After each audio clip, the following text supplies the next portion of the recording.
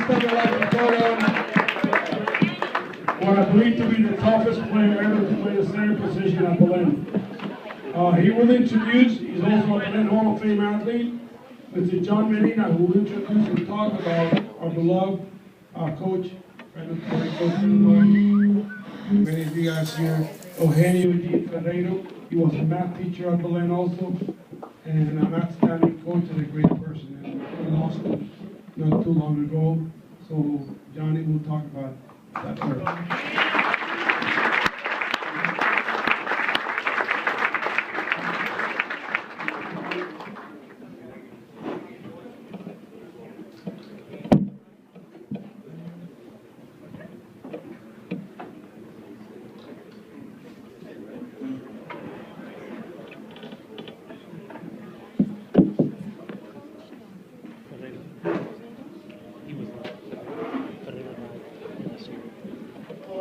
I have to say that I'm really honored to attempt to try to fill the shoes of a dear friend and my coach,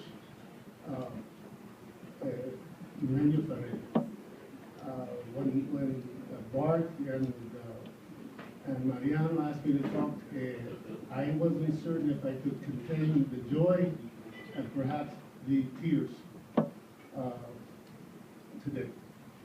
And let me tell everyone here that there's a story behind this, where we are today, and it starts Cappy, Luceito, Mariano.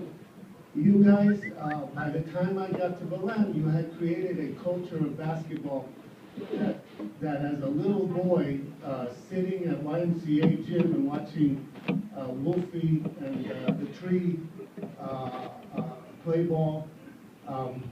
I wanted to do what you guys did.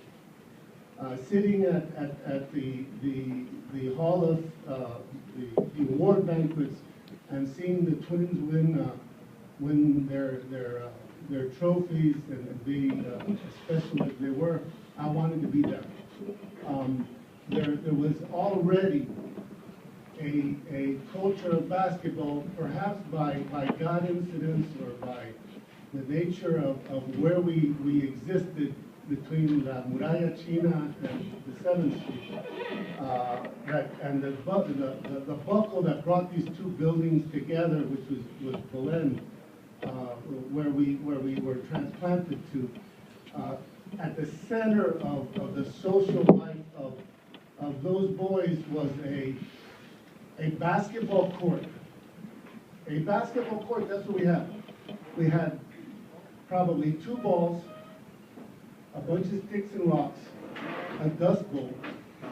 And from there, the Jesuits, Father Suarez, your predecessors there, created a school, worn down buildings, a gym, no, I'm sorry, no gym, a barn that could have been the gym, but was actually the school. So we started from nothing, and we represented our community, a community primarily of Cuban Americans.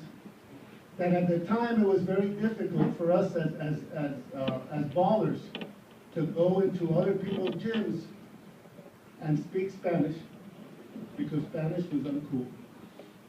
But we would, to get it under the skin of those other schools. And we intentionally would speak our Spanish, which was bilingual. For the most part, in class we would speak English. At recess we would be bilingual, but in the games we spoke in Spanish. All of us. A lot of stuff was somewhat indecent. We had a lot of things to say about the other players, and it would drive those guys nuts. We carried our culture with us as we played ball. It might have been Nestor that created basketball.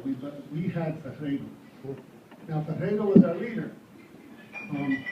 There's a quote that I've said before that I learned from someone who's a hell of a coach. I'm not going to mention any names.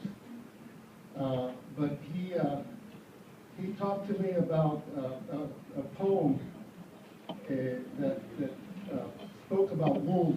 And it went something like this: the strength of the pack is the wolf. The wolf is the strength of the pack.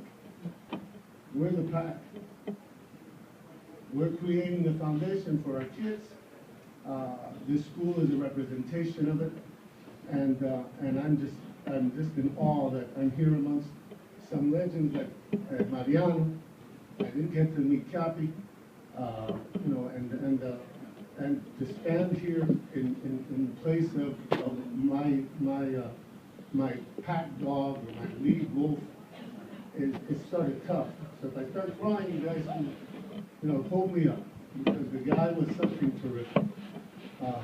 Someone who we would not question his decisions, his strategies. He was one of these guys that was soft-spoken in public, but was calculating, read everything about basketball, watched every game, and had a heart that could fit all of us within. Ferreiro was the epitome of a man for others.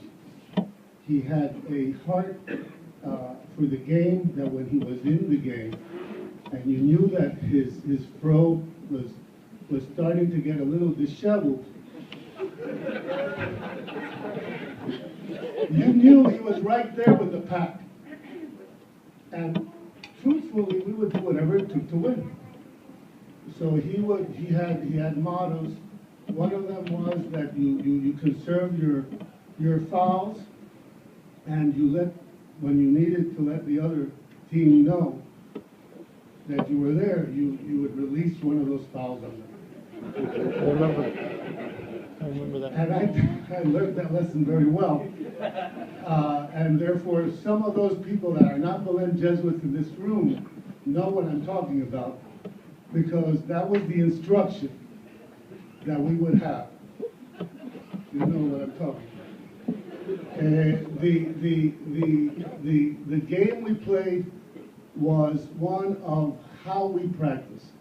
Our practice would last about 3 hours, but it would take about an hour to get to Ida Fisher, try to climb through the window.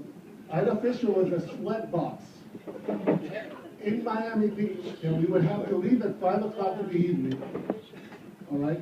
Get to Miami Beach, climb a window, get through without injuring ourselves, and play for about 2.5, 3 hours and drill.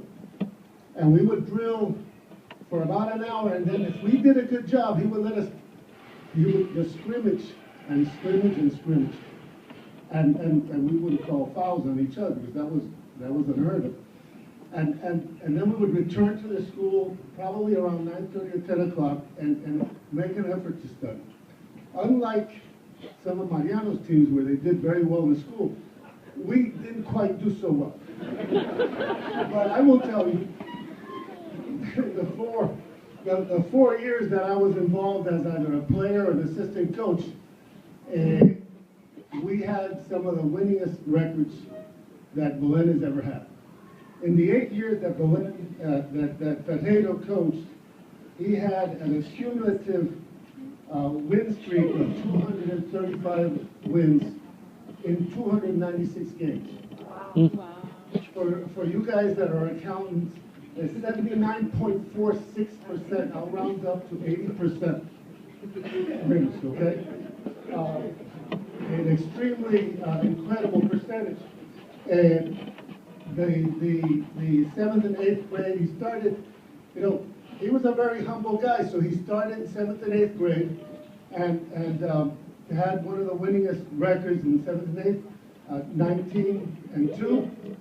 We had junior varsity, he went 40-1, and varsity 177 wins and 58 losses. Right? We were 6-time Gulfstream Athletic Conference winners, 3-time district champions, 2-time regional